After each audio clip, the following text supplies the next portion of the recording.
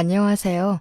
저는 대구에서 태어나 지금은 서울에 살고 있는 40대 후반 여자입니다.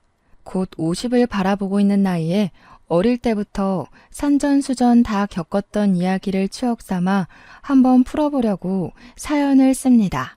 지금이야 평온하고 안정적인 일상을 아무렇지 않게 받아들이며 살고 있지만 제 어린 시절에는 이런 생활을 할 수 있을 거란 생각은 전혀 못했습니다.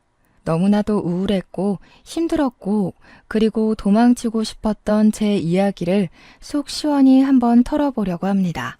드라마보다 더 드라마 같은 제 이야기를 들어주세요. 제가 어릴 때, 그러니까 잘 기억도 나지 않는 어느 추운 겨울에 우리 엄마와 아빠는 이혼을 하게 되었습니다. 어른들의 사정이라 정확하게 무슨 일이 있었고 왜 따로 살아야 하는지 몰랐지만 자연스럽게 아빠가 집에 돌아오지 않아서 알게 되었습니다. 이제 나는 아빠가 없구나 하는 사실을요. 저는 엄마랑 함께 살았고 아주 어린 동생이 있었습니다. 우는 것, 웃는 것, 자는 것, 먹는 것밖에 할 줄 모르는 동생을 두고 아빠는 그렇게 호련히 우리의 곁을 떠나고 만 거죠. 엄마는 항상 아빠가 나쁜 놈이라고 했습니다.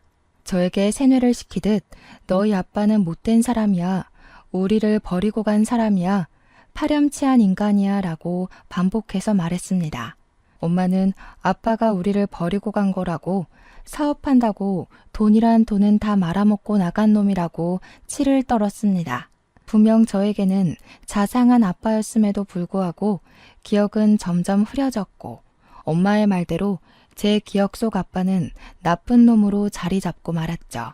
나름 가난하지 않게 살았던 것 같은데 몇 번의 이사를 거쳐 집은 점점 좁아지게 되었고 어느 날부터는 난방이 잘 되지 않는 단칸방에 엄마와 저, 동생까지 셋이서 살게 되었습니다. 아빠는 이혼하고 나서 양육비를 한 번도 주지 않았다고 엄마는 저에게 하루빨리 자라서 돈을 벌어오라고 했습니다. 우리 엄마는 동네 이발소에서 샴푸도 해주고 면도도 해주는 직원이었는데 어릴 땐 몰랐지만 크면서 알게 되었죠. 우리 엄마 뒤에 꼬리표처럼 따라붙는 소문이 아주 무성하다는 사실을요. 엄마가 동네 유부남들에게 꼬리를 치는 것도 모자라 3다리, 4다리를 걸치며 꽃뱀짓을 하고 다닌다는 것이었습니다. 당연히 저는 학교에서 왕따를 당하게 되었습니다. 그 당시에는 왕따라는 게 정말 만연했고 지금처럼 공론화되기 어려웠기에 심하게 괴롭힘을 당했습니다. 특히 유독 심하게 저를 괴롭히던 애가 있었는데 그 아이의 이름은 아직도 기억에서 지워지지 않습니다. 김미나. 그 아이는 제가 자신보다 공부를 조금 더 잘한다는 이유에서 저를 괴롭혔습니다. 미나는 꽤 잘 사는 집안의 딸이었고 애초에 저 같은 환경에 놓인 애랑은 차원이 다른 아이였습니다. 비교를 할 수준도 아니었지만 그저 괴롭힐 아이가 필요하고 분풀이할 대상이 필요해서 저를 못살게 군 것이겠죠. 공부를 제가 조금 더 잘했다고 괴롭혔지만 사실 제 성적이 그렇게 좋은 편은 아니었거든요. 저는 집에서나 학교에서나 어딜 가도 치이는 그런 동네북이었던 겁니다. 책상에 죽어라 나가라 하는 낙서는 물론이고 교과서를 물에 적셔 놓는다거나 찢어 놓는 건 아주 기본이었습니다. 서랍에 몰래 압정을 넣어둔다거나 실핀을 넣어두어 손을 다치게 한 경우도 있었습니다. 물벼락을 맞는 건 아주 일상이었기에 항상 체육복을 뒤집어 쓰고 수업을 받아야만 했습니다. 그냥 물이면 다행이었지만 걸레를 빤 물인 날에는 최악이었죠. 체육 시간에 피구라도 하면 모조리 다 저에게 공을 던져댔습니다. 학급에서 인기 있고 영향력 있는 김미나가 저를 괴롭히니 나머지 아이들도 자연스럽게 저를 무시하고 괴롭히기 시작했습니다. 방관하는 친구들은 그나마 고마울 지경이었습니다. 쉬는 시간이면 저에게 너네 엄마가 꽃뱀이라며 환양년이라던데 남자 없으면 죽는 년이래 하면서 모욕을 주었고요. 그 와중에도 깔깔 웃으면서 너도 똑같은 팔자 아냐? 엄마 팔자 닮는다던데 하면서 학급 아이들은 저를 놀렸습니다. 정말 학교 생활이 죽는 것보다 더 싫었습니다. 왜 가만히 있었냐고요? 가만히 있지 않았습니다. 처음에는 나한테 왜 그러냐고 화도 내보고 이러지 말라고 애원도 해봤습니다. 그런데 제가 반응을 하면 할수록 아이들의 장난의 강도는 높아지기 시작했고 나중에는 몸에 상처가 생길 지경이었습니다. 처음 상처가 생긴 날 저는 참지 못하고 담임 선생님을 찾아가 일렀습니다. 우리 반 아이들이 저를 작당하고 괴롭혀요. 상처가 났어요. 너무 힘들어요 하고 울면서 이야기를 했죠. 하지만 담임 선생님도 김미나의 편이었습니다. 그 아이의 부모가 사업을 하고 있었고 담임 선생님이 30대 아들의 취업을 도와줬다고 하더라고요. 한마디로 뒷돈도 받고 취업 비리까지 묶여 있으니 제 편을 들어줄 수 없었던 거죠. 저에게 넌지시 너도 뭔가 잘못한 게 있지 않겠니? 그 아이들이 너한테만 그러는 이유가 있겠지라고 말했을 때는 정말 제 가슴에 커다란 구멍이 생기는 것 같은 기분이었습니다. 제가 학교 앞 골목에서 선생님한테 일렀다는 이유로 아이들에게 얻어맞은 적이 있었습니다. 그날은 꽤 많은 아이들이 저를 괴롭혔고 결국 지나가던 행인의 신고로 죄다 경찰서에 잡혀간 일이 있었죠. 분주한 경찰에서 죄인처럼 고개를 숙이고 있었던 건 저 하나였습니다.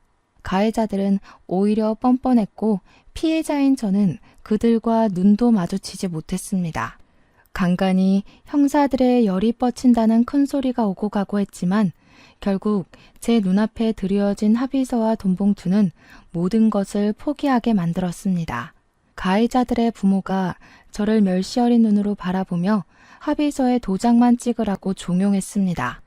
아무리 그래도 이렇게 얻어맞았는데 우리 엄마는 내 편이겠지 했지만 엄마는 그 돈봉투에 눈이 돌아 바로 도장을 찍었습니다. 봉투 두툼한 거 봐라. 오늘은 고기 먹어도 되겠다 하면서 엄마는 선심 쓰듯 합의금으로 돼지 목살을 구워줬습니다. 저는 아직까지도 탐욕스러운 눈으로 다친 저를 살피기보다 돈을 먼저 보는 엄마를 잊을 수가 없네요. 저의 남동생도 마찬가지로 학교 생활이 고단할 것 같아서 마음이 좋지 않았습니다. 하지만 제 동생은 저와 다른 방향으로 엇나가기 시작했죠. 엄마를 욕하는 동급생을 때리고 양아치들이랑 어울려 다니면서 문제란 문제를 다 일으키고 다니고 있었어요. 제가 피해자의 입장으로 경찰서를 갔다면 동생은 가해자의 입장으로 경찰서를 들락거렸죠. 엄마는 동생 대신 사죄를 하고 다니면서 저에게 책임을 전가했습니다. 도대체 넌 어디서 뭘 하고 지내길래 동생이 저렇게 엇나가는데 신경을 한번 안 쓰냐고요. 저는 이런 집안이 너무나도 지긋지긋했고 도망치고 싶었습니다. 동생은 결국 고등학교를 자퇴하고 허구한 날 동네 양아치짓 하고 다니다가 소년원에도 몇 번 가게 되었고요. 엄마는 동생이 소년원에 가고 집에 들어오지 않자 저를 버려둔 자식 취급하며 이 남자 저 남자 만나러 다니기 바빴습니다. 소문처럼 우리 엄마는 남자 없이는 못 사는 사람이었거든요. 저는 고등학교를 졸업하자마자 자의반 타의반으로 공장에 취직을 하게 되었습니다. 노예처럼 일만 하고 번 돈은 고스란히 엄마한테 다 빼앗기고 그게 당연한 줄 알면서 무기력하게 자랐습니다. 그 와중에 동생은 폭행 사건에 휘말리게 되어 합의금을 달라고 저에게 윽박을 질렀습니다. 피해자로 살아온 시간이 길었기에 누군가의 윽박은 정말 견디기 힘든 트라우마였습니다. 저는 결국 대출을 받아서 돈을 내놓으라는 동생을 이길 수 없었죠. 이번에 합의 못하면 감방에 들어가게 생겼다면서 대출을 받아오라고 물컵을 던지고 난리를 쳤거든요. 이제는 소년원이 아닌 교도소에 들어가게 됐다는 겁니다. 딱 한 번이면 된다고 엄마도 저한테 네 동생 깜빵 가면 이번에는 5년을 살아야 한대 하는데 결국 대출을 받고 말았습니다. 눈덩이처럼 불어나는 이자에 통장 잔고는 5만 원도 채 남지 않은 걸 보고 이렇게 살면 안 되겠다는 생각이 들기 시작했습니다. 그래서 저는 아주 오래전에 찾아갔던 친할머니의 집을 기억을 더듬고 더듬어 찾아가게 되었습니다. 세월이 많이 흘러서 이사를 갔을 수도 있었지만 지푸라기 잡는 심정으로 찾아갔습니다. 골목골목 헤매다가 근처 슈퍼 아줌마의 도움으로 친할머니 댁을 찾을 수 있었습니다. 부산 송정 쪽이었는데 다행히 그 자리 그대로 살고 계셨더라고요. 용기를 내어 초인종을 누르고 제 이름 석자를 이야기하니 할머니가 버선발로 뛰어나오셨습니다. 제 얼굴을 이리저리 살피시며 아가 여기를 어찌 찾아왔노 하시면서 제 몸을 쓸고 비비고 하시는데 얼마나 놀랐는지 몰라요. 왜냐하면 엄마는 늘 아빠와 친가는 우리 모두를 버린 거라고 싫어한다고 했으니까요. 자식 버리고 간 아빠는 양육비 한 번 안 준 못된 인간이라고 파렴치한 인간이라고 했거든요. 애 둘 키우는데 돈이 얼마나 많이 드는지 아냐고. 하루빨리 돈 벌어서 시키기 바빴고요. 어항이 벙벙한 와중에 일단 집에 들어오라며 엄마는 어쩌고 왔냐고 묻는 할머니 말에 정신이 번쩍 들었습니다. 저는 있는 그대로 제가 살아온 나날에 있어 거짓 한 점 없이 할머니에게 이야기를 했죠. 공장에서 일을 하면서 생활비를 벌어오고 있는 것. 엄마는 나를 돈 벌어오는 기계 그 이상도 이하도 생각하지 않는다고요. 동생은 소년원에 들락날락하고 집에도 잘 들어오지 않아서 어디서 뭐하고 사는지 모른다는 것까지요. 사는 게 버거워서 죽기 직전에 용기 한 번 내서 찾아오는 거라고 말했습니다. 그러니 할머니가 제 손을 잡고 막 엉엉 우시는 게 아니겠어요. 아빠한테 연락을 넣어놨으니 저녁에는 도착할 거라고 하는데 아빠가 왜 날 보러 온다는 거지? 하는 생각이 들었죠. 아빠는 저 안 보고 싶어 하잖아요. 양육비도 한 푼 안 줬다면서요. 하니까 할머니가 화들짝 놀라시더라고요. 어디서 그런 오해를 하고 찾아온 거냐고. 이혼할 당시에 할머니랑 아빠가 대출까지 받아서 양육비를 한 번에 지급하고 왔다는 겁니다.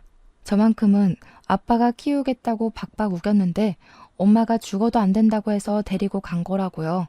저는 울면서 말했죠. 그런 사람이 왜 한 번을 찾아오지 않았냐고요. 그랬더니 찾으려고 몇 번이고 찾아갔는데 이사가고 없었다고 엄마가 못 만나게 했다는 겁니다. 우리가 보고 싶어 하지 않는다고 했다면서 아빠 필요 없다고 하지 않았냐고 하시는데 딱 봐도 오해가 너무나도 많이 쌓여있더라고요. 그날 저녁 정말로 아빠가 왔고 10년이 넘는 세월이 지난 뒤 아빠를 만나게 되었습니다. 아빠는 눈물을 흘리며 저에게 그동안 잘 지낸 거 맞냐고 얼굴이 왜 이렇게 상했냐고 다정하게 물어오셨어요. 저는 했던 말을 또 반복하며 아빠가 너무 보고 싶었다고 힘들었다고 이야기를 했죠. 그러니 아빠가 이제 성인이고 하니까 엄마 집에서 나와서 아빠랑 같이 살자고 하셨습니다. 엄마의 바람기로 인해 이혼을 했고 그 길로 대구를 떠나서 서울에 자리를 잡았다고요. 사업이 운 좋게 잘 풀려서 지금은 떡하니 중소기업 하나를 운영하고 있다는 겁니다.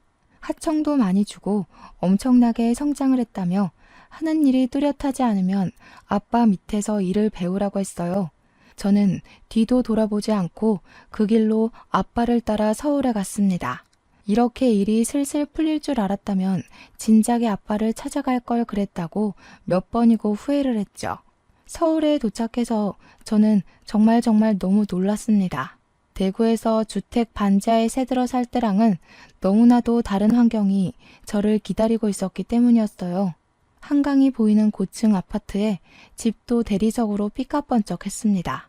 아빠가 혹시라도 새 장가를 들진 않았을까 걱정이 되어 물어보니 그건 아니라고 고개를 절레절레 저으셨어요. 언젠가 자식들이 찾아올지도 모른다는 기대를 하고 있었다면서 저를 기다리고 있었다고 말해주셨습니다. 그동안 지낸 이야기를 천천히 빠짐없이 이야기를 해달라고 하길래 한 3일 정도를 아빠가 퇴근하고 돌아오면 잠도 안 자고 밀린 이야기를 했어요. 나눌 이야기가 별로 없을 거라고 생각했는데 막상 입을 열고 나니 본물 터지듯 말이 나오더라고요. 학교 생활을 하면서 치욕스러운 일을 당했던 것, 동생이 사고치고 다니던 것, 엄마가 허구한 날 남자 만나느라 바빠서 가정은 신경도 쓰지 않았던 것까지 모조리 다요. 아빠는 한숨만 푹푹 쉬면서 저를 위로했습니다. 결국 그렇게 개차반으로 살고 있을 줄 알았다고. 너라도 내가 데리고 나왔어야 했는데 미안하다고요. 아빠한테 혹시 동생도 기다리고 있었냐고, 동생은 지금 어디서 뭘 하는지 모르겠다고 하니까 그저 씁쓸하게 웃으셨어요. 왠지 더 물어보면 안 될 것 같은 초연한 분위기가 흘러 더 이상 동생 이야기는 하지 않았습니다. 아빠는 저에게 지금이라도 하고 싶은 것이 있냐고 물었습니다. 며칠 고민을 해봐도 딱히 뭘 해야 할지 모르겠어서 솔직하게 이야기를 하니 아빠가 대학을 가보는 게 어떻겠냐고 물어보았습니다. 대학이라니 너무나도 높은 문턱인 것 같아서 처음에는 아니라고 고개를 저었지만 며칠이 지나니 궁금하더라고요. 대학에 가면 다들 어떤 생활을 할까? 정말 TV, 영화에서 보는 것처럼 그런 느낌일까? 하는 궁금증이요. 저는 결국 재수학원을 등록하게 되었고 수능을 준비하게 되었습니다. 몇 년 동안 공부를 하지 않았으니 머리가 잔뜩 굳은 느낌이었지만 열심히 하니까 또 들어오긴 하더라고요. 수능이 몇 개월 남지 않은 시점이었기에 다음 수능을 준비하기로 하고 정말 남들보다 몇 배로 노력을 했습니다. 코피를 쏟아가며 공부한다는 게 이런 심정인지 몰랐는데 제 코에서 코피가 나니까 신기하더라고요. 책이 시커멓게 변할 때까지 밑줄을 치며 머릿속에 입력을 하려고 무던히 애를 썼습니다. 그렇게 1년 5개월 동안 열심히 공부를 한 결과 저는 서울에 있는 4년제 경영학과에 입학할 수 있게 되었습니다. 아빠가 저에게 회사에 들어와서 같이 일하면 참 좋겠다고 몇 번이고 이야기를 하셨기에 그 뜻을 함께 하고 싶은 마음에서였죠. 늦가기 신입생이 되어 열심히 대학에 다니는 동안 엄마랑은 단 한 번도 허락을 주고받지 않았습니다. 처음에 서울에 올라오기 전 미처 공장에 이야기하지 않았던 게 기억이 나서 딱 한 번 대구에 내려갔었거든요. 그런데 공장에서 일하던 직원들이 저보고 대체 어디에 있었냐고 엄마가 공장을 이잡듯이 뒤졌었다고 말하더군요. 엄마는 멀쩡한 얘가 갑자기 공장 일은 왜 그만두었냐며 애꿎은 공장에서 난동을 부리고 갔다고 했습니다. 저는 자세한 이야기는 하지 않고 엄마가 또 찾아오면 제가 왔었다는 이야기는 하지 말아달라고 부탁드렸습니다. 공장 직원들도 어린 나이에 제가 고생하고 있는 속사정을 대충 알고 계셨기에 알겠다고 하셨죠. 도망가고 싶다고 몇 번이나 말을 했었으니까요. 저는 사직서를 낸 동시에 휴대폰도 없애버렸어요. 아빠 집으로 전입신고도 하지 않았죠. 혹시라도 엄마가 그 집 주소로 찾아올까 봐요. 그렇게 평온하게 서울에서 생활을 이어가고 있었어요. 과거는 점점 흐려지고 있던 어느 날, 저에게도 따뜻한 봄날이 찾아오게 되었습니다. 우연히 교수님을 만나러 온 저보다 3살 많은 선배가 저를 보고 첫눈에 반했다면서 조교한테 이야기를 했다는 거예요. 귀찮을 정도로 제 번호를 물어봤고 고학번 선배이긴 하지만 저도 나이가 꽤 있는 상태로 대학에 입학을 해서 괜찮을 것 같다는 이야기였어요. 3살 차이면 딱 좋은 거 아니냐고 마치 중매쟁이가 된 것처럼 저랑 선배를 이어붙이는 조교의 말에 저는 고개를 끄덕였습니다. 솔직히 대학 다니면서 나이 차이 많이 나는 동기들 사이에서 저는 잘 어울리지 못하고 있었거든요. 학교 CC가 생겼다더라, 어느 과 누구랑 쟤랑 사귄다더라 이야기를 들을 때만 해도 캠퍼스 커플은 저와 거리가 먼 이야기로 느껴졌고요. 그런 저를 관심 있어 하는 남자가 생겼다고 하니까 괜히 마음이 몽글몽글해지더라고요. 그 선배는 벌써 29살이었고 대기업에 취업까지 마친 사람이었고요. 대학생 신분인 제가 너무 없어 보이긴 했지만 저한테 계속 만나보자 하기에 마음이 동했죠. 처음에는 부담스러웠지만 저한테 들이댄 선배가 사실 우리 학교 전설이나 다름없는 사람이라고 조교가 말해준 뒤로는 마음이 동했습니다. 맨날 과 수석 자리를 놓치지 않았고 집안도 꽤 괜찮은 집안이고 생긴 것도 멀끔해서 여자들한테 인기가 좋았다고요. 번호 교환은 했지만 사석에서는 따로 만난 적 없는 상태였는데 교수님을 만나러 온 선배와 2번 정도 같이 밥을 먹게 됐어요. 오래 기다렸다면서 굳이 학교까지 시간 내서 찾아온 이유는 저 하나였다고 하더라고요. 교수님 만나러 왔다는 것도 다 거짓말이었다고 자기랑 연애하자고 하는데 저도 활짝 웃었어요. 연애를 하면서부터는 세상이 달리 보이더라고요. 이 좋은 걸 왜 이제야 시작했지 하는 생각도 들었고요. 선배가 저를 애지중지하는 것도 너무나도 좋았습니다. 맹목적인 사랑은 받아보는 게 처음이거든요. 이 선배랑은 모든 게 다 처음 하는 거라 즐거웠어요. 과 수석답게 모든 시험의 족보를 다 가지고 있어서 덕분에 제 성적을 유지하는 데도 도움이 많이 되었죠.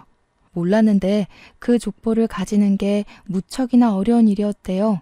돈 주고 사겠다는 애들이 있을 정도로 귀한 것이었다는데 저는 원하는 만큼 받아볼 수 있었죠. 성적도 우수하게 졸업을 할 수 있었고 아빠의 바람대로 저는 아빠 회사에 취직을 하게 되었습니다. 중소기업이지만 내구성이 좋은 회사였고 복지 또한 괜찮아서 제 취업이 확정되었을 때 동기들은 부러워했어요. 아빠 회사에 취직하고 싶어 했던 동기도 있더라고요. 아빠는 시작부터 저에게 좋은 자리를 주고 싶어 하셨지만 저는 너무 부담이 되더라고요. 이제 갓 대학 생활을 마친 사회 초년생이 높은 자리에 있어 봐야 회사에 전혀 도움이 되지 않을 것 같다고요. 오너가 가족이라는 게 남들 눈에 고깝게 비춰질 수 있으니 평사원으로 입사를 하게 되었습니다. 아빠한테도 절대 내가 딸인 거 티내지 말아달라고 몇 번이나 부탁을 했어요. 그렇게 회사 일에 적응해 가던 어느 날 거래처에서 우리 공장에 의뢰를 하러 찾아왔는데 그날 아빠가 다른 공장으로 출장이 잡히게 된 거예요. 사내 이사님이 그 일을 맡게 되셨는데 따라붙을 직원이 필요하다 해서 제일 한가했던 제가 차출이 되었습니다. 공장에 수주를 맡기러 온 우리보다 더 작은 회사 직원들이 이사님과 함께 동행해서 이것저것 살펴보고 있었어요. 저는 이사님 뒤를 쫓아다니며 필요한 서류를 챙겨드리고 그래프를 읽어드리고 있었습니다. 그런데 언뜻 마주치는 거래처 사람이 어디서 많이 본 것 같은 얼굴이었습니다. 누군지 기억은 나지 않는데 낯이 익은 사람이었어요. 누구지 하다가 이사님께 저분은 어디 거래처 분이시냐 하고 물어보니까 이사님이 조용히 말씀해 주셨어요. 우리 공장에서 하청을 주고 있는 업체인데 요즘 부실업체라고 말이 많아서 일을 더 맡길지 말아야 할지 고민 중인 A업체래요. 공장으로 찾아온 것도 우리가 거래를 끊을까봐 걱정돼서 찾아온 거라고 하더라고요. A업체가 어디더라 하다가 대표님 성함이 어떻게 되냐고 물어보는 순간 기억이 딱 났어요. 학창시절 저를 꾸준히 괴롭혔던 김미나, 그 아이의 아버지였습니다. 합의서에 사인을 하라고 돈 봉투를 던지면서 저를 멸시하는 눈으로 바라보던 그 사람이었어요. 스물스물 저를 좀먹었던 그때의 기억이 떠오르면서 순간 용암처럼 분노가 끌어올랐습니다. 이런 자리에서 만나게 되다니 복수를 하고 싶다는 마음이 울컥 솟았죠.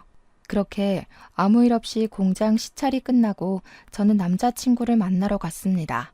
그리고 그날 남자친구에게서 프로포즈를 받았습니다. 분노에 휩싸인 제 마음을 달래주듯 다정하고 부드럽게 저에게 결혼하자고 이야기를 하는데 지난 과거가 생각나면서 눈물이 났어요. 저는 당연히 좋다고 했지만 그 마음 한켠에는 복수하고 싶다는 마음이 자꾸 따리를 틀었죠. 결혼을 준비하는 내내 제가 고민 속에 빠져있자 아빠는 저에게 무슨 고민이 그리 크냐고 물어보셨습니다. 결혼 준비가 많이 힘드냐고, 결혼은 좀 더 미뤄도 된다고, 아직 나이도 어린 나이라고 저를 다독여 주셨죠. 저는 아빠한테 솔직하게 이야기를 했습니다. A업체 사장이 내 학창시절을 지옥으로 만들었던 그 아이의 아버지라고요. 좋은 것만 생각해야 할 시기에 복수하고 싶은 마음이 자꾸 들어서 미칠 것 같다고 말했어요. 내가 그 아이 때문에 얼마나 지옥 같은 시간을 보내야 했는지 아빠는 알지 않냐고 하니까 아빠가 깊은 고민에 빠지셨습니다. 한참 뒤에 열린 아빠의 입에 저는 깜짝 놀랐어요. 그 업체 우리가 일 안 주면 부도 날 거야. 그렇게 해주자. 우리 딸이 당했던 기억만큼 이왕 복수할 거 제대로 해주자고. 두 번 다시는 일어날 수 없게 만들어주자. 며칠 뒤 아빠는 A업체 대표한테 따님이 우리 딸이랑 동창이라고 하던데 같이 식사나 한번 하자고 요청을 했어요. 당연히 그 자리에 저도 나갔고 아빠는 꿀리면 안 된다고 태어나서 처음 보는 명품 브랜드의 저를 데리고 가서 머리부터 발끝까지 저를 꾸며주셨습니다. 허탈하게도 김미나는 그 모습 그대로 저를 보고 아무렇지 않게 인사를 하더라고요. 당한 사람은 생생하게 기억해도 가해자는 그냥 추억거리 취급을 하더라고요.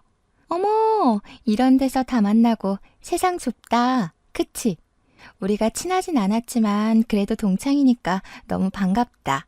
역시 세상은 학연, 지연, 혈연이라고 하잖아. 우리 아빠 공장 좀 잘 봐줘. 저는 벼르고 있었던 그 말을 뱉을 기회가 찾아온 거죠. 뻔뻔하게 저한테 저런 부탁을 하는 김미나의 얼굴에 침이라도 뱉을 기세로 이야기를 했습니다. 내가 제일 싫어하는 게 학연, 지연, 혈연이야. 너 같은 거랑 학연으로 묶인 게 얼마나 지옥인지 가해자는 모르지? 아저씨, 저 기억나세요? 저한테 돈 봉투 들이밀면서 합의하라고 서로 좋게 좋게 가자고 눈가에 멍든 저를 보면서 혀 끌끌 찼던 거 기억 안 나세요? 그랬더니 그제서야 모든 기억이 난 건지 김미나네 아버지의 표정이 싹 굳었습니다. 김미나 또한 부들부들 떨면서 저한테 아직도 그런 걸로 꽁에 있냐고 하더라고요. 그때 들어있던 합의금이 꼴랑 50만 원이었거든요. 미리 준비해둔 흰 봉투에 50만 원을 넣어왔었어요. 그 봉투를 부녀 앞으로 던졌습니다. 이거나 먹고 조용히 떨어지세요. 부도 처리될 거 준비 잘하시고 그나마 학연으로 묶여서 경고하는 거니까 고마운 줄 알아. 그러자 아빠가 그 부녀를 보면서 경고하듯이 이야기를 했습니다. 다 너희들이 쌓은 업보라고 평생 속죄하고 살으라고 했습니다. 그 어린 나이에 치기 어린 질투로 한 행동이라고 하기엔 너무나도 내 딸이 받은 상처가 크다고요. 그러면서 우리 공장에 지불해야 할 미납금을 한시라도 빨리 갚아주길 바란다고 덧붙이셨습니다. 김미나네 아버지는 그런 법이 어디 있냐고 다시 한번 생각해달라고 애원했지만 아빠는 바로 거래를 끊어버렸습니다. 당연히 미납금 지급 소송도 거셨고 김미나네 집은 한순간에 부도 처리가 되고 차압딱지가 붙었다고 했습니다. A업체에 다니던 노동자들에게 아빠가 뒤에서 몰래 도와줘서 단체로 임금 미지급 소송도 걸리고 노동청을 제 집 드나들듯 다녔다고 해요. 이렇게 손쉽게 한 사람의 모든 걸 무너뜨릴 수 있는 거구나 하는 허탈한 생각도 들었습니다. 그렇게 복수를 하고 나니까 알터니가 빠진 것처럼 속이 시원해지더라고요. 모든 사건을 알게 된 예비 신랑 또한 저에게 잘했다고 칭찬을 해주었습니다. 그렇게 우리는 본격적으로 결혼 준비를 시작했고 저는 끝까지 대구에 있는 엄마와 동생에게는 알리지 않았죠. 그들이 대구에서 뭘 하고 먹고 살아 있는지 전혀 모르고 있었거든요. 결혼식 당일에 혼주석에 아빠만 덜렁 앉아 있었어요. 시댁에서는 저의 모든 사정을 알고도 내색하지 않았고 저를 가족으로 받아주셨습니다. 솔직히 가정 환경 때문에 반대하실지도 모른다는 불안한 마음이 있었거든요. 아무래도 정상적이진 않았으니까요. 남자에 미친 엄마나 교도소를 제 집인 줄 아는 동생이나 사고가 끊이질 않았으니까요. 진심으로 헤어지라고 하면 어쩌지 하는 걱정과 달리 시댁에서는 저를 큰 마음으로 품어주셨습니다. 집안이 소문대로 꽤 괜찮은 집안이었는데 오점이 될 수 있는 저를 그렇게 따뜻하게 안아주시다니 정말 감사했죠. 대학 교수이신 어머님과 장학재단을 관리하시는 아버님까지 정말 교육자 집안답게 품이 있으셨습니다. 아빠의 손을 잡고 입장을 했고 아빠가 혼주석에 앉아있는 걸 보면서 눈물이 얼마나 흘렀는지 몰라요. 나에게도 내 가족, 내 가정이 생기는구나 싶어서요. 그렇게 많은 사람들의 축복 속에서 결혼식을 무사히 마치고 태어나서 처음으로 해외여행이라는 것을 가보게 되었습니다. 욕심이 잔뜩 나는 첫 해외여행이었기에 남들처럼 휴양지로 떠나지 않고 유럽 일주를 갔어요. 짧은 시간 동안 많은 나라를 둘러봐야 했기에 매일 밤마다 녹초가 되어 기절하듯 잠이 들었지만 행복했습니다. 너무나도 재미있던 신혼여행을 마치고 신혼집으로 입주를 했습니다. 그런데 제가 생각 없이 전입신고를 하면서 신혼집 주소로 옮기게 되었고 그게 큰 실수였다는 것을 나중에 깨달았죠. 한 2달쯤 지났을까 남편이랑 주말에 뭘 하지 하면서 고민을 하다가 아빠를 모시고 식사를 할까 했어요. 나가서 먹기에는 메뉴 정하기도 귀찮고 해서 집에서 대충 만들어 먹자고 아빠를 집으로 초대한 상태였죠. 남편이랑 간단하게 장을 봐서 집에서 요리를 하고 있는데 누가 초인종을 누르더라고요. 아빠인 줄 알고 아무 생각 없이 문을 열어주었는데 아빠를 찾아간 그날 이후로 한 번도 본 적 없었던 엄마랑 동생이 찾아왔더라고요. 제가 현관문을 열고 잔뜩 얼어있는 상태로 그들을 마주하고 있으니 남편이 장인어른 오셨어요? 하면서 나왔어요. 젊은 남자와 여자가 서 있는 걸 보고 제가 얼어붙은 걸 보고 남편이 눈치를 챈 거죠. 고얀 년, 우리 버리고 도망가서 잘 먹고 잘 살고 있었네. 결혼까지 했어? 엄마도 없이? 집도 으리으리하고 좋네. 돈을 좀 번 거야? 아니면 로또가 된 거야? 뭐야? 어디서 이런 집이 생겼어? 돈 좀 줘봐. 남편은 우리 엄마의 상스러운 언행에 제 눈치를 보면서 눈살을 찌푸리고 있었습니다. 저는 순간 몰려오는 수치심에 정신을 번뜩 차렸어요.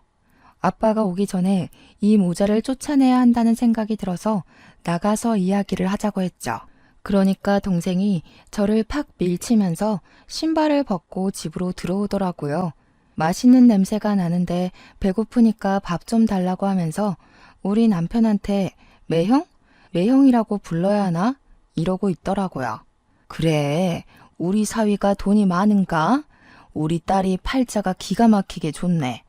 어디서 이런 부잣집 아들내미를 물었어? 얘, 너는 부모 없이 결혼하면 시댁에 책 잡히는 거 몰라서 그런 짓을 해? 내가 부모가 없긴 왜 없어? 나 아빠 있어. 제가 아빠를 입에 올리자마자 엄마는 제 뺨을 사정없이 후려쳤습니다. 악소리를 내면서 벌겋게 부어오르는 뺨을 만지자 남편이 놀래서 저에게 달려왔어요. 이게 무슨 짓이냐고 당장 나가라고 소리치는 남편의 말은 들리지도 않는지 엄마는 저를 노려보고 있었습니다. 저도 지지 않고 같이 노려봤어요. 제 나이가 몇인데 엄마랑 헤어진 지가 몇 년인데 아직까지 그 어린아이로 보고 있는 건지 저는 더 이상 무서울 게 없었습니다. 저에게는 든든한 아빠도 우직한 남편도 함께 있었으니까요. 너 집 나가서 찾아간 게 네 아빠야? 그 사람이 어떤 파렴치한 인간인지 다 알면서 거길 찾아갔다고? 어떤 사람이 무슨 양육비도 대출받아서 일시불로 다 줬다는데 그 돈 어디다 날려먹고 나한테 돈 벌어오라고 종용을 한 거야? 네 아빠가 우리 버리고 떠난 건 사실이지 않니? 진실을 흐리려고 하지 마. 우리를 버리긴 뭘 버려. 엄마가 바람 펴서 떠난 거지. 그 말에 엄마는 아무 소리 하지 않고 부들부들 떨고 있었습니다. 철없는 남동생만 집 구경하느라 정신이 없어 보였어요. 우리 남편한테 가서 나 방 하나만 줘라 매형 이러고 있더라고요. 그 말을 듣자마자 제가 열이 뻗쳐서 소리를 꽥 질렀습니다. 당장 나가. 내 집에 발 디딜 생각하지 말고 꺼지라고. 나는 당신 같은 사람 엄마라고 생각해 본 적도 없으니까 나가. 아빠는 그럼 나한테는 땡전 한 푼 안 주고 누나만 몰래 챙겼던 거야? 서운하네. 이 집도 아빠가 해준 거야 혹시? 아빠 번호 좀 줘봐. 안 그래도 나 이번에 합의금 나가야 하는데 아빠한테 돈 좀 달라고 해야겠다. 아니면 누나가 줄래? 그 순간 아빠가 집에 들어왔습니다. 무슨 소란이 이렇게 크냐고 집에 들어왔다가 거실에 서 있는 엄마랑 동생을 보고 아빠의 표정이 딱딱하게 굳었습니다. 오랜 시간이 흘렀지만 한 번에 알아본 듯 했어요. 이 미친 옆앤내가 여기가 어디라고 찾아와?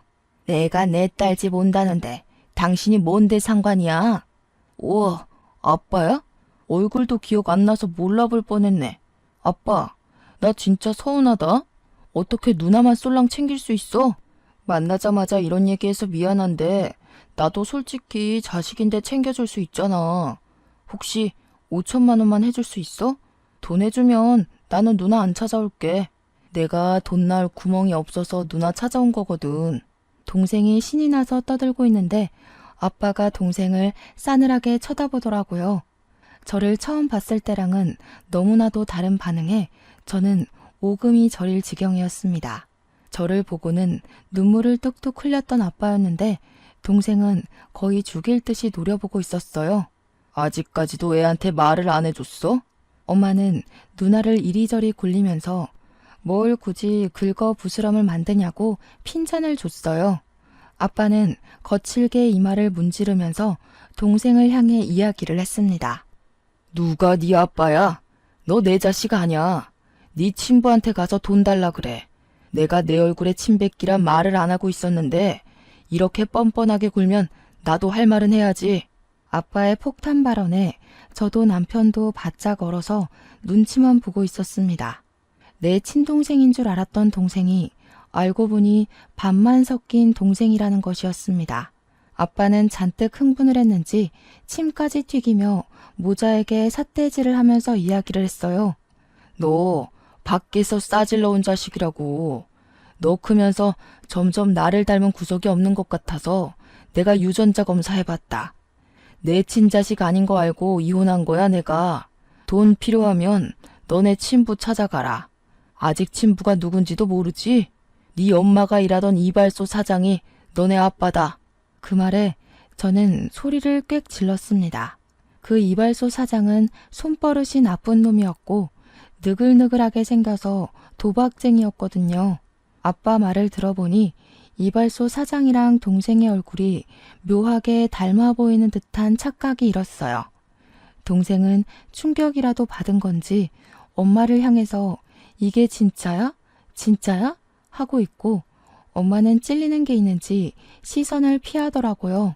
저도 순간 놀래서 아빠한테 혹시 나도 아빠의 친자식이 아닌 거냐고 하니까 아빠가 고개를 절레절레 흔들더라고요. 남편 앞에서 순간 쪽팔린 것도 잊어버리고 주저앉아 버렸습니다. 남편은 놀래서 저를 일으켜 주었고 아무런 걱정도 하지 말라면서 저를 토닥여 주었어요. 저는 정말 순식간에 일어난 출생의 비밀이 밝혀진 현장에서 정신이 쏙 빠졌죠. 내가 우리 딸만큼은 꼭 데려오고 싶었는데 그 시절 법이 참으로 고약했지. 애들은 엄마가 키워야 정서적으로 안정이 되니마니 아주 돈 벌어서 친권 꼭 찾아오겠다고 악착같이 일했다. 엄마, 진짜냐고. 내가 그 이발소 미친놈 자식이 맞냐고. 아빠가 말하는 거 다 구라지? 말 좀 해봐. 이발소 아저씨는 여전히 정신 나간 사람처럼 도박을 하고 술을 먹고 사고를 치고 다니는 것 같았습니다. 술 먹고 지나가는 사람들이랑 시비에 걸려서 경찰서를 자기 집처럼 들락날락하고 돈 노름하다가 빚도 진 거죠. 그 돈을 엄마가 그동안 갚아주면서 둘이 몰래 만나고 있었는데 그게 전부 까발려진 겁니다. 심지어 이발소 아저씨는 유부남이었거든요. 그러면 그 비가 어딜 가겠니? 뻔하지. 너도 그 미친놈 닮아서 맨날 경찰서 교도소 왔다 갔다 하는 거 아니니? 아씨, 그걸 왜 이제 말해, 쪽팔리게. 그리고 나랑 그 미친놈이랑 어디가 갔다는 거야? 아, 진짜. 둘이 갑자기 피 터지게 싸우기 시작하는데 그게 왜 내 아빠냐부터 시작해서 네 아빠 맞다고 소리를 지르고 난리더라고요. 남편이랑 저랑 아빠는 그 사이에 이성이 찾아왔고 남편은 재빨리 경찰에 신고를 했습니다. 저는 두 모자에게 내 집에서 나가달라고 2번 다신 찾아오지 말라고 필요하다면 접근 금지 신청을 하겠다고 했어요. 아빠는 그 사이에 아는 변호사를 호출했고 두 모자는 가족끼리 너무한 거 아니냐고 갑자기 같이 살아온 정이 있지 않냐며 매달렸죠. 결국 경찰이 왔고 주거 침입으로 죄를 묻게 되었습니다. 초범이고 가족이라는 말에 훈방 조치가 되긴 했지만요. 며칠 뒤에 변호사와 이야기를 했고 접근 금지 신청을 할 수 있다는 긍정적인 답변을 받았습니다. 공장에 다니면서 몇 년 동안 벌었던 월급이 전부 엄마 통장으로 넘어간 내역도 있고 그날 주거 침입으로 훈방 조치된 기록도 있어서요. 접근 금지 요청을 했고 제 주소를 열람할 수 없도록 뒤늦게 처리도 했습니다. 하지만 이미 한번 우리 집에 와봤다고 남동생이랑 엄마랑 둘 다 번갈아 가면서 기웃기웃 하더라고요.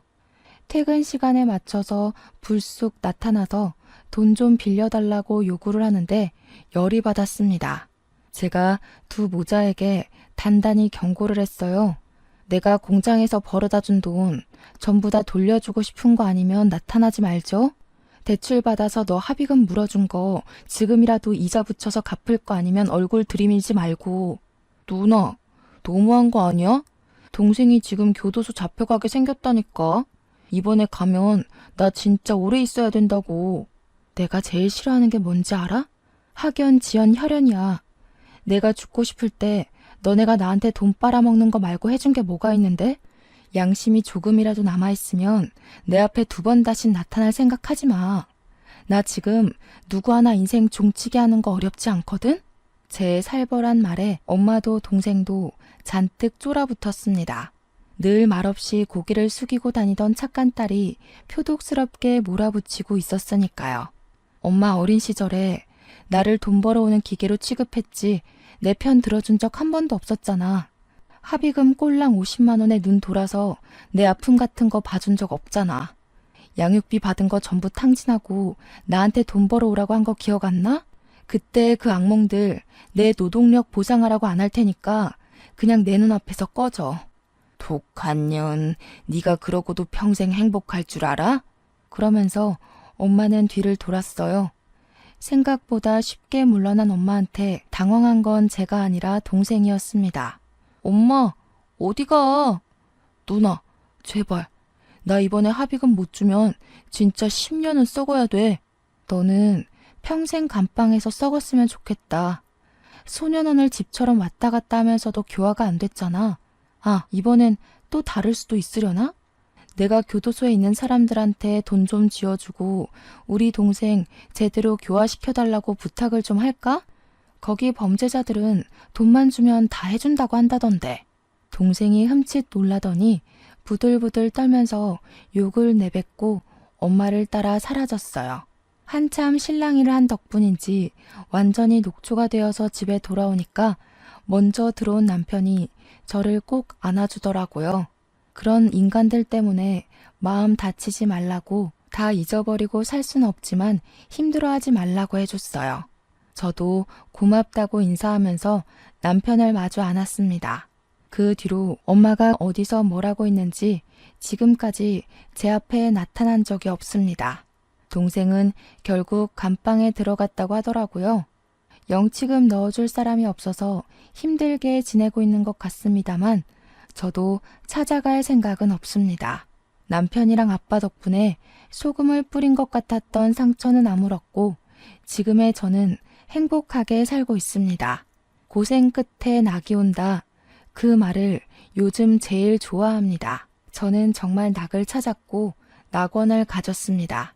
평생 이렇게 남편과 아빠와 그리고 저를 믿어준 시댁 식구들과 두런두런 행복하게 살고 싶습니다. 제 이야기를 들어주셔서 감사합니다.